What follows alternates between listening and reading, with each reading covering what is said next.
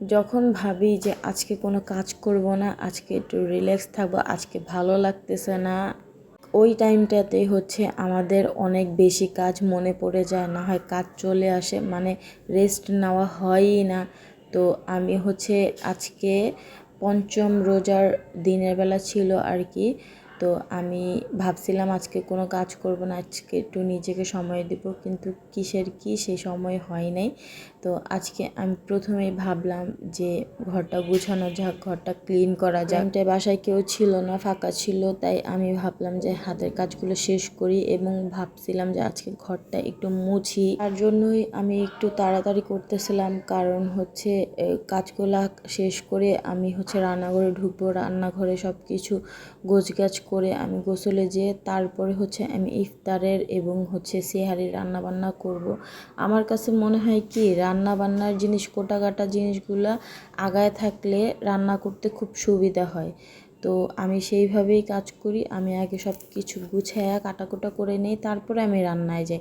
তো এই তো আমি হচ্ছে আমার ড্রয়িং রুমটা পরিষ্কার করতেছিলাম, কারণ আমার ড্রয়িং রুমটা একটু মেসি হয়েছিল। আর আমি ঘর পরিষ্কার করতে করতে আমার মনে হলো যে থাক, আজকে ঘর মোছার প্রয়োজন নাই, ঘরটা ভালো করে ঝাড়ু দিলেই হয়ে যাবে, আমি বরং আজকে ইফতারের ঝামেলাটা শেষ করি। তো আমি ভাবতেছি আমার বিল্ডিংয়ে যারা আছে, যারা আমার প্রতিবেশী, আমি তাদেরকে ইফতারটা দিয়ে ঝামেলাটা শেষ করি। সবাই হচ্ছে এটা লাস্টের দিকে দেয়, বিশেষ করে আমি আমার শাশুড়িকে দেখছি যে এই ঝামেলাটা হচ্ছে উনি লাস্টের জন্য রেখে দেয়। মসজিদ হোক বা কারোর বাসায় হোক, ইফতারটা উনি হচ্ছে মাঝামাঝিতে দেয় অথবা লাস্টের দিকে দেয়। আমার কাছে কেন জানি এটা খুব পেইনফুল মনে হয়, খুব ঝামেলাও লাগে আমার কাছে। আমি আমার দুষ্টু পাখিকে বলতেছিলাম যে আসো তোমাকে ভাত খাওয়াই দেই, কিন্তু ও আমাকে বলতেছে যে না, ও ভাত খাবে না, ও নুডলস খাবে। যে একটা কড়াইতে একটা ডিম ভাজি করে হচ্ছে ওর জন্য নুডলসটা বসাই দিছি, এবং পাশাপাশি আমি হচ্ছে আমার বেসিনের বাসনগুলো ছিল আমি সেগুলোও হচ্ছে পরিষ্কার করে নিতেছিলাম, এবং পাশাপাশি আমি আমার হাতের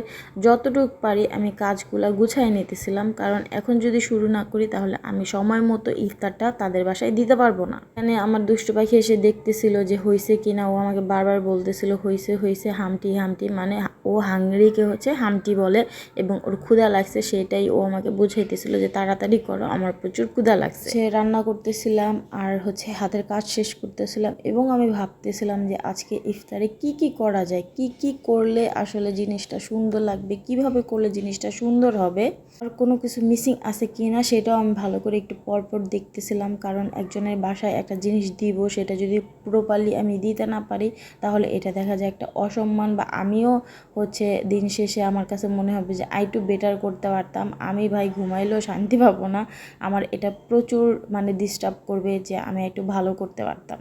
তো এর মধ্যেই হচ্ছে আমার কালকের একটু চিকেন ছিল, আমি ওই চিকেনটাও হচ্ছে নুডলসের মধ্যে দিয়ে দিছি, কারণ চিকেন খাইতে অনেক বেশি পছন্দ করে, এবং আমি ওরে হচ্ছে ও আমার কাছে আসছিল, আমি বলছি যে আমাকে একটু এনার্জি দাও, আমার ভালো লাগতেছে না, আমাকে একটু আদর করে দাও। অ্যান্ড ও আমার কোলে উঠে পড়ছে, আর আমি ওটা জিজ্ঞেস করতেছিলাম যে বলো তো কীভাবে কী করলে ভালো হয়। ওইখানে আমাকে জড়ায় ধরতেছে, আমাকে ছাড়তেছে না, বলতেছে যে খাওয়াই দাও খাওয়াই দাও। তো আমি ওর সাথে একটু সময় কাটাইতেছিলাম, কারণ আমি জানি আমি যদি ইফতারের ঝামেলায় ঢুকে যাই আমি ওকে আর সময় দিতে পারবো না। আমি ওকে হচ্ছে জিজ্ঞাসা করতেছিলাম যে বলো কিভাবে কি করলে ভালো লাগবে, কিভাবে কি করলে হবে, কোনটা করলে কি হবে। এর মধ্যে আমি দেখি হচ্ছে আমার পেঁয়াজু বানাবো, পেঁয়াজুর জন্য ডাল শেষ হয়ে গেছে, মানে রোজার আগে যেটা বাইটা রাখছিলাম সেটা শেষ হয়ে গেছে, তার জন্যই আমি হচ্ছে একটু ডাল ভিজাই ফেলছি। ভিজাই ফেলার পরে মসুরি ডাল তো আর ভিজতে সময় লাগে না, তো ভিজায় রাখছি, একটু পরে আমি বেটে রেডি করে ফেলবো। এরই মধ্যে আমি যেই ইফতারগুলো রেডি করব সেগুলো হচ্ছে আমি কুইটা কাইটা রাখতেছিলাম, রাইখে আমি গোসলে যাব।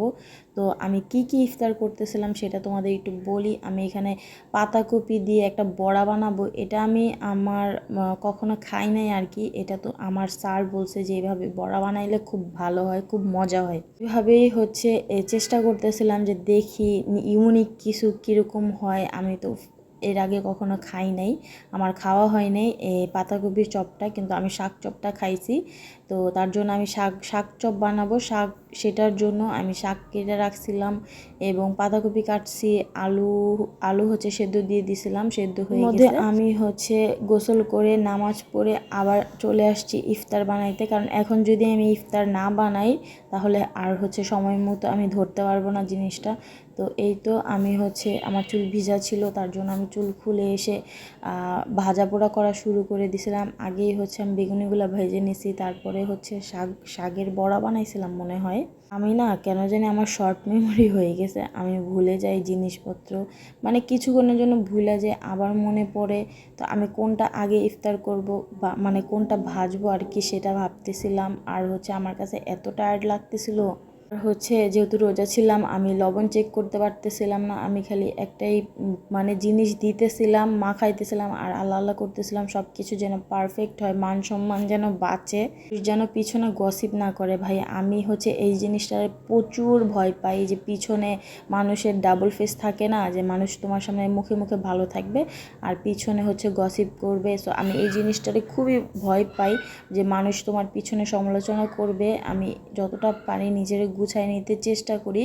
তো এরই মধ্যে কিন্তু আমার ইফতার ভাজা পোড়া শেষ হয়ে গেছে, আর হচ্ছে এখনও মনে হয় 1 ঘন্টা ছিল আমার হাতে।